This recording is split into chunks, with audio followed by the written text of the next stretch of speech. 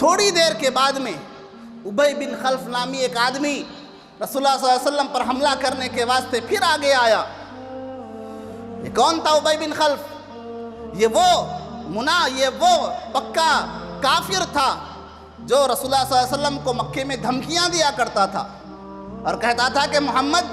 میں نے ایک گھوڑا پالا ہے، میں اس کو روز اچھا چارہ کھلاتا ہوں، میں نے ایک تلوار خریدی ہے، میں اس کو روزانہ اچھا تیز کرتا ہوں، ایک دن ایسا آئے گا میں اس گھوڑے پر بیٹھوں گا، یہ تلوار ہاتھ میں لوں گا، نعوذ باللہ تمہیں قتل کروں گا۔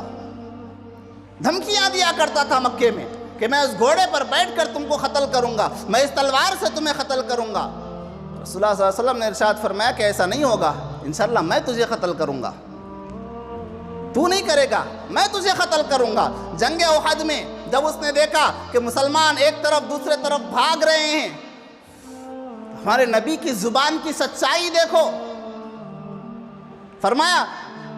ہر طرف افراتفری کا ماحول ہے۔ ابی بن خلف نے دیکھا رسول اللہ صلی اللہ علیہ وسلم موجود ہیں، کچھ صحابہ کے درمیان میں کھڑے ہوئے ہیں، وہ اپنی وہ تلوار نکالا جس کے تعلق سے کہتا تھا کہ میں اس تلوار سے قتل کروں گا، اپنا وہ گھوڑا لیا جس کے بارے میں کہتا تھا کہ اس گھوڑے پر بیٹھ کر قتل کروں گا، اس گھوڑے پہ بیٹھ کر تلوار لے کر دندناتا ہوا اور بڑے ہی رعب کے ساتھ، بڑے ہی تکبر کے ساتھ، بڑے ہی فخر کے ساتھ دوڑا چلا آ رہا ہے۔ صحابہ کرام نے دیکھا رسول اللہ صلی اللہ علیہ وسلم کے اطراف میں گھیرا لگایا، اللہ کے نبی ابی بن خلف آ رہا ہے، یہ قسمیں کھاتا تھا کہ آپ کو نعوذ باللہ قتل کر دے گا، اے اللہ کے نبی آپ ہمارے بیچ میں آ جائیے۔ رسول اللہ صلی اللہ علیہ وسلم نے فرمایا کہ میرے صحابہ بازو ہٹو،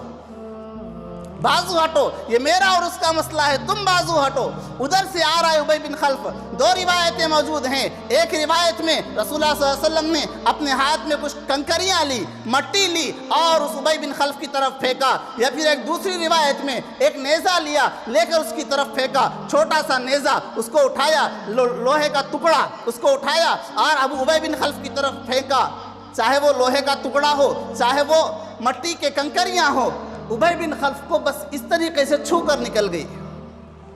تھوڑی سی خراش آئی جس طریقے سے ایک ناخن سے آ سکتی ہے۔ ابی بن خلف کو جیسے ہی خراش لگی وہ گھوڑے سے گرا اور پلٹیاں کھا کر تڑپنے لگا۔ بڑا بہادر آدمی تھا،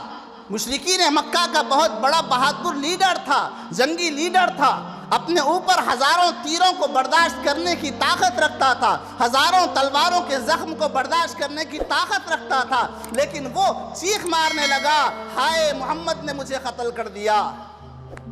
ایک خراش کے بدلے میں لوگ پریشان کہ بھئی ایسا کون سا مار اس کو لگ گیا، اس کو اٹھا کر لے کر گئے اور لے جا کر بڑے بڑے سرداروں نے شرم دلائی اور کہا کہ ابی بن خلف اپنے آپ کو بڑا بہادر آدمی کہتا ہے، ہم تو تجھے بہت بڑا بہادر سمجھتے تھے، ہم تو تجھے بہت بڑا جنگجو سمجھتے تھے، فوجی سمجھتے تھے، ایک خراش برداشت نہیں کر سکا۔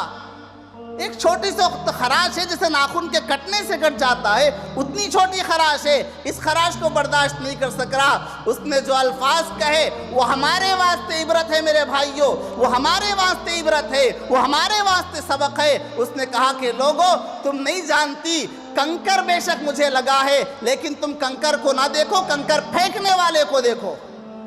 یہ کنکر کسی اور نے نہیں پھینکا ہے، یہ محمد نے پھینکا ہے۔ خدا کی قسم، ابی بن خلف کے الفاظ ہیں، وہ کہتا ہے خدا کی قسم آج اگر وہ مجھ پر تھوک بھی دیتے تو میں مر جاتا،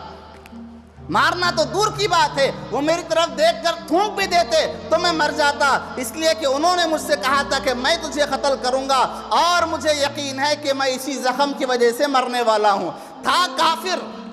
تھا اللہ کا نافرمان، تھا نبی کا دشمن، لیکن نبی کی بات پر اتنا یقین تھا کہ ایک چھوٹی سی خراش کے آنے پر وہ کہتا ہے کہ اسی خراش کی وجہ سے میں مر جاؤں گا۔ کیوں؟ اس لیے کہ اس کو یقین ہے سب کچھ غلط ہو سکتا ہے، ہر بات جھوٹی ہو سکتی ہے، محمد کی زبان سے نکلی ہوئی بات جھوٹی نہیں ہو سکتی۔